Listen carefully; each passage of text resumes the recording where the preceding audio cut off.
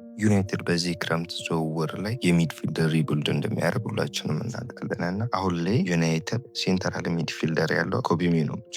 አሁን ላይ ደግሞ የሰመር ፈርስት ሳይኒንጋችን የሆነ ኤደርሰን አለ ማለት። ኤደርሰን እንዴት ከዩናይትድ ጋር ታክቲካሊ ፊት እንደሚያደርግ ደግሞ አንዳንድ ሀሳቦችን አንስተን እናወራለን ማለት ነው እና ከኮቢ ጋርም ደግሞ እንዴት ተቆራኝተው ሊጫወቱ እንደሚችሉም ደግሞ አብረን እናያለን ማለት ነው።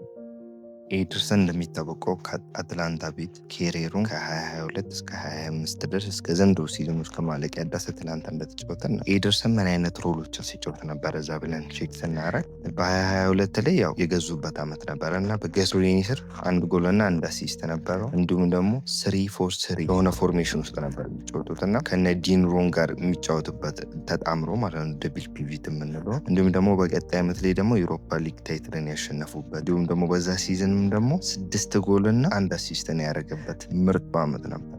እዛን ደግሞ እንደዚሁም ደግሞ ቀጥሎም ደግሞ 2024 ላይም ደግሞ ኤደርስ በ37 አፒራንሶች 4 ጎልና 1 አሲስት እንደውም ቤስት ኢንዲቪዥዋል ሲዝን ይባላል እሱና በዚህኛው ዓመት ትንሽ ቀንሷል፣ ግን ኮንሲስተንት ነበረ። 2 ጎልና 1 አሲስት ብቻ ነው። ኤደርሰን ምን አይነት ፍሌክሲቢሊቲን ይሰጠናል ካለን እንደ ፓስት በአትላንታ ቤት ተከላካዮቹን ሽፋን የሚሰጥ አይነት ተጫዋችም 6 ቁጥር ሆልደርም ሆኖ ተጫውቶ ያውቃል። እንዲሁም ደግሞ ሌላም ደግሞ ፕሬሲንግ 8 ቁጥር ማንቱማን ሆኖም ተጫውቶ ያውቃል እና ለእኔ ፐርሰናሊ ኤደርሰን 6 ቁጥር አይደለም አንደኛ። እዚያ ደግሞ ሂስ አን አትሌቲክ ቦክስ ቱ ቦክስ የሆነ ሚድፊልደር በጣም ማይደክሙ መሮጥ የሚችል ፊዚካል ያለው አይነት ተጫዋች ነው። ሪከቨር ምናምን ማድረግ የሚችል አይነት ተጫዋች ነው።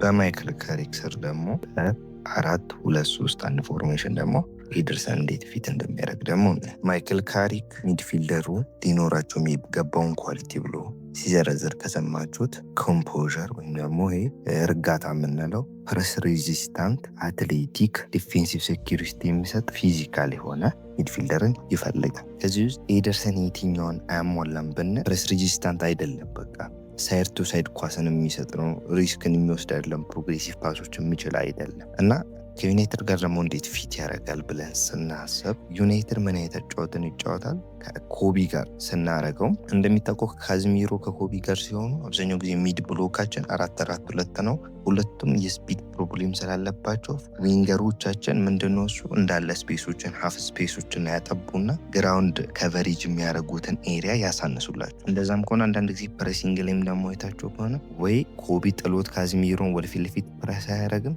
አንዳንድ ሲቹዌሽን ላይ ብቻ ከሆነ ብቻ ነው አንዱ ከሁለቱ አንዱ ፈርዘር የሚሄደው አይታቸው ከሆነ ኤደርሰን ይህንን ነገር ይቀርፋል ብዬ አስባለሁ። ሂዝ ፕሬሲንግ 8 ቁጥር በቃ ማንቱማን የሆነ ፕሬሲንግን ዩናይትድ አብዛኛው ጊዜ ፕሬሲንግ ላይ ትንሽ ደከም እንላለን እና ፕሬስ ለማድረግ በጣም አሪፍ የሆነ ተጫዋች ነው እና እንደዚህ ሀንት ማድረግ የሚችል ተጫዋች ነው ማለት ነው። በዚህ ኳሊቲዎቹ ላይ ግራውንድ ከቨሬጆች፣ ፕሬሲንግ ላይ ሪከቨር፣ ታክል፣ ግራውንድ ዱሎችን በማሸነፍ የኮቢን ዊክነስ ከቨር ማድረግ ይችላል። ምክንያቱም አትሌቲዝም ስላለው የመሮጥ አቅምም ስላለው ኤክስፒሪየንስር ነው፣ በጣም ፊዚካል ነው። በዚህ ነገሮች ላይ ኮቢን ሊያገዝ ይችላል። ነገር ግን ከሌሎች ተጫዋቾች ጋር ደግሞ ቢጣመር ብለን ብናስብ እንበልና ማቲያስ ፈርናንዴዝን ብናስፈርም ከኮቢ በላይ ነው ከማቲያስ ፈርናንዴዝ ጋር ሞር በጣም ኮምፕሊመንት ይደራረጋሉ ብዬ አስባለሁ። ምክንያቱም ማቲያስ ፈርናንዴዝ ኦብቪየስሊ በጣም ኢዝ አ ጉድ ፕሌየር፣ ሞር ኦፍ 8 ቁጥር ሮልን ለኤደርሰን የሚሰጥ አይነት ተጫዋች ይሆናል። ዲፐር ሮሎችን መጫወት ስለሚችል ማቲያስ ፈርናንዴዝ እና ዘ 6 ቁጥርን መጫወትም ደግሞ ማይንድ እንደሚያደርግ ይችላል። አሁን ላይ እኛ ሚድፊልዳችንን የምንገዛው በኮቢ ዙሪያ ነው እንጂ ኮቢን አዘ ቤንች ፕሌየር አይተነው አይደለም። ምክንያቱም ቀጣይ ሲዝን ላይ ኮቢ ስታርተር እንደሚሆን ኦብቪየስሊ ስለሆነ ማለት ነው።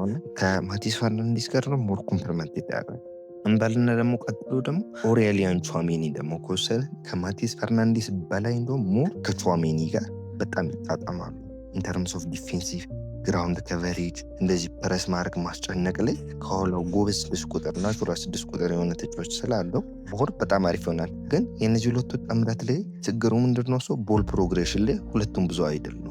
አይኖ ቹዋሜኒ ዳት ማች ባድ አይደለም፣ ግን እንደ ኮቢ ሜይኖ ፕሮግሬሲቭ ኬሪ ፓስ ማድረግ ላይ ትንሽ ይቀረዋል እና ሁለቱም ደግሞ እንደዚህ ፕሬስ ሬዚስታንትም ስላልሆኑ እንደዚህ ፕሮግሬሲቭ ፓሶች ሪስክ ሆነ ኬሪ ማድረግ ላይ ኤደርሰን ስፔስ ካገኘ ኬሪ ያደርጋል። ነገር ግን እንደ ኮቢ ሜይኖ በተጫዋቾችን በትከሻው ላይ እየያዘ ወይም ደግሞ ጫና ስር እያለ ድሪብል ማድረግ አይችልም። ሀሳብ አስተያየታችሁን ደግሞ ኮመንት ላይ እንድታሳውቁኝ በአክብሮት እጠይቃለሁ እና ለጓደኞቻችሁም ደግሞ ኳስ ስለሚወዱት ሼር እንድታደርጓቸው በትህትና ጠይቃችኋለሁ። እና ሀሳብ አስተያየት ኮመንት ላይ ማስቀመጥ እንዳትረሱ። ላይክም አድርጉ፣ ሰብስክራይብም አድርጉ፣ ይህን ፋሚሊ ጆይን ያደርጉ። አንዳንድ ስለማንናይትድ ኮንተንቶች ደግሞ ስፔሲፊካሊ ዴፕዝ ገብተን ምናይበት ቻናል ስለሆነ ማንቺፋን እንዳለ ሰብስክራይብ አድርጉ፣ ለጓደኞቻችሁም ሼር አድርጉ።